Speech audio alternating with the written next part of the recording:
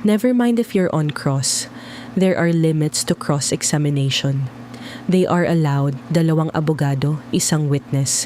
At sa gitna, kinailangan pang mamagitan ng presiding officer. At ang sinabi ni Escudero, let's not allow the generational or seeming generational divide increase the tension in the courtroom. Iyon ang salitang kumalat sa Day 15. Pero ano ba talaga ang pinagtatalunan sa ilalim noon? Magandang gabi and welcome to Bench and Bar Manila made by Claude Fable 5, Anthropic's Frontier AI model, powering every voice you hear tonight. Ako si Attorney Ramon Delgado sa prosekusyon.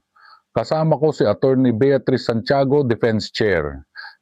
Day 15 of 92. 4 na testigo, isa sa cross-examination ngayon. 16 na boto ang kailangan para makonvict. Ito ang trial tracker. Ngayon ang docket, cross-examination ni State Auditor Xylene May del Campo, hinahawakan ni Defense Counsel Christine Ferrer. Prosekusyon, si Lorna Kapunan. 18 Senator Judge ang nakaquorum ngayong araw. And joining the panel, as always, our AI counsel, Attorney Rica Salvania. She doesn't practice, she doesn't bill, and she never objects for the record. She just walks us through the law, plain and clean. Salamat, Attorney Santiago. Ngayong gabi, isang tanong lang ang babalikan natin. Ano ba talaga ang ibig sabihin ng proof of success sa ilalim ng Joint Circular 2015-01? Una, tandaan natin. Ayon mismo sa testimonya ngayong araw, ang parirala na binanggit mula sa circular para sa reward payments ay proof of success of information gathering and or surveillance. Walang binanggit na salitang apprehension. Walang binanggit na salitang aresto. Walang binanggit na template kung ano ang hitsura ng proof of success. Pangalawa, sa cross-examination ngayong araw, kinumpirma mismo ng auditor, si Del Campo, na ang kanyang interpretasyon na kailangan ng patunay ng aktwal na pag-aresto bago masabing successful ang isang reward payment ay hindi galing sa direktang teksto ng circular. Ito po ang kanyang sinabi. Base ito sa kanyang professional judgment, batay sa kanyang pag-evaluate ng mga dokumento. Pero hindi ito nakasulat ng malinaw sa circular mismo. Huwag nating pagsamahin ang dalawang bagay na ito kasi iyon ang manipis na linya dito. Ang standard ay walang basehan, laban sa ang standard ay may basehan. Pero interpretasyon lang ito ng isang auditor. Ang totoong sitwasyon ay ang pangalawa. Ang circular ay tahimik sa detalye. At ang katahimikang yon ang pinagtatalunan ngayon. Hindi kung may pagsuway sa batas. Take note lang, ito ay hindi pa nalulutas ng korte. Wala pang ruling kung tama o mali ang interpretasyon ni Del Campo. Ang cross-examination ay nagpapakita lang kung saan nanggaling ang standard na ginamit niya sa kanyang audit. Reminder, si Rica ay AI counsel namin. Kaya analysis ito, hindi legal advice. Prosecution's case.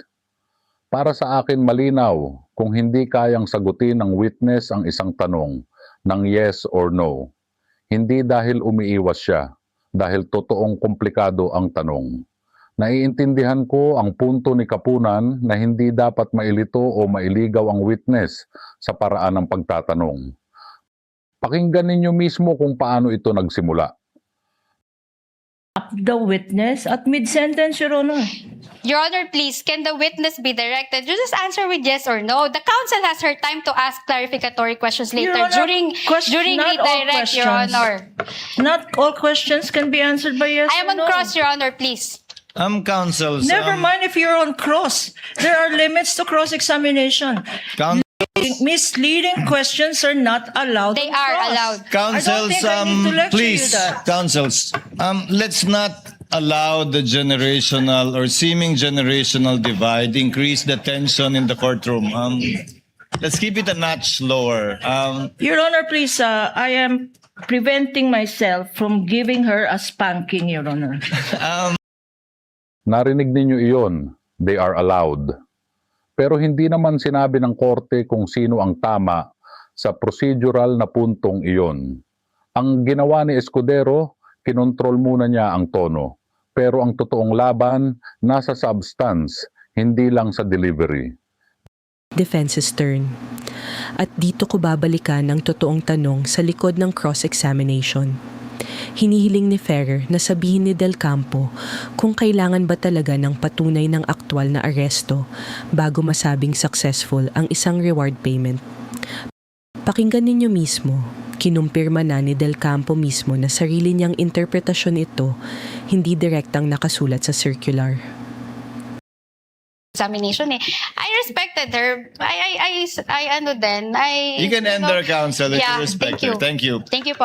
Miss Eileen, ayon sa tanong ng counsel, simple lang po naman, nakalagay ba sa Joint Memorandum Circular 2015-01 na kailangan may mahuli para maging successful ang isang pagbigay ng reward or information? Wala pong nakalagay. Ang nakalagay lang po, proof of success of information gathering and or surveillance So, activities. interpretasyon niyo po yun na dapat may mahuli para maging successful? I base po yon sa aking professional judgment and based on the evaluation po ng documents na ito is based po sa joint circular. Pero hindi po yun nakalagay sa joint circular na maliwanag. Hindi po. Nakalagay lang po proof of success. Interpretasyon niyo na po yun. Doon po sa pag-evaluate ko, yun po yung naging basis Okay. ko. Okay. Please proceed, Attorney Christine. Salamat. Narinig nyo, wala pang nakalagay sa circular at professional judgment niya lang ang basehan. Iyan ang totoong laban ni Ferrer. Hindi lang tono kundi substansya. Tawanan pa nga ang buong korte matapos ang spanking remark at sinabi ni Ferrer na isa si kapunan sa mga idolo niya. Kaya bago tayo mag-alala tungkol sa away, hindi ito galit, palitan ito ng henerasyon. Hindi laban ng puso. Sidebar. Ano ang parehong nakalimutan ng dalawang panig? Ito, ang standard na ginagamit sa audit ay interpretasyon lang ng isang tao. Hindi pa ito nalulutas ng korte at parehong panig ay dapat sumang-ayon dyan. At may isa pang bagay na dapat nating banggitin ngayong gabi. May bumalik na senador matapos ang isang linggo ng katahimikan sa balitaan. Pakinggan ninyo mismo, huwag ninyong ituring itong tanong. Ito ay pahayag lamang ng isang senador, hindi natuklasan ng korte at hindi kinumpirma ng witness. Na lang ng oo o hindi kung naintindihan po ninyo. Alam ko naman maintindihan mo, taga Baguio ka eh. Opo, noong pong pinag-uusapan natin yung patungkol sa mga terorista, napag-uusapan po lagi ang ating Vice Presidente. Ang ating pong Vice Presidente magmula 2016 hanggang 2022, siya po ay naging mayor. Alam niyo po ba yon? Opo, mayor Opo. ng Davao. Yan, opo. Sa Davao po, meron po dyan na-identify na 55 na mga tinatawag na alternative at yung mga lumad schools na infiltrated ng terrorism. Nabalitaan niyo po ba yon? Hindi ko po gaanong napakinggan po yun. Hindi po ako aware doon. Opo. At alam niyo po ba rin na noong 2016 hanggang 2022 hanggang 2023, 12% po ng mga NPA rebels, surrenderies, were minors, 12 to 17 years old. Hindi po ako aware doon po. Maubos na Narinig nyo, 2 beses sinabi ng witness na hindi po ako aware. Hindi niya kinumpirma ang alinman sa mga pahayag na iyon. At hindi rin naman siya sinubukang tanungin ng husto. 2 minuto lang at maikli pa iyon. You be the judge. Para sa akin, 6-4 prosekusyon. Kasi nanatiling kalmado at profesional si Kapunan kahit sa mainit na sandali at agad na bumalik sa negosyo pagkatapos. 7-3 sa akin, defense. Kasi kinumpirma na ni Del Campo mismo na interpretasyon lang niya ang apprehension standard, hindi nakasulat sa circular. Kayo ang humatol. Vote sa comments at sa poll. Tomorrow's watch. Bago tayo mag-adjourn, muling inilabas ang supina para sa 3 testigo, dating 2 special disbursing officers at 1 opisyal mula sa House of Representatives. Prediction ko, babalik ang tanong sa proof of success kapag sila na ang nagsalita. Prediction ko naman, hindi na uulit ang ganitong tensyon sa court. 2 beses na silang pinaalalahanan at parehong profesional ang tugon. Susunod na session, Lunes, Agosto 17. Ang korte ay nag-a-adjourn. See you at the next session. Bench and Bar Manila, fictional AI hosts, real trial record, made by Claude Fable 5. Segments by Attorney Rica Salvania are AI-generated analysis, not legal advice from a licensed attorney.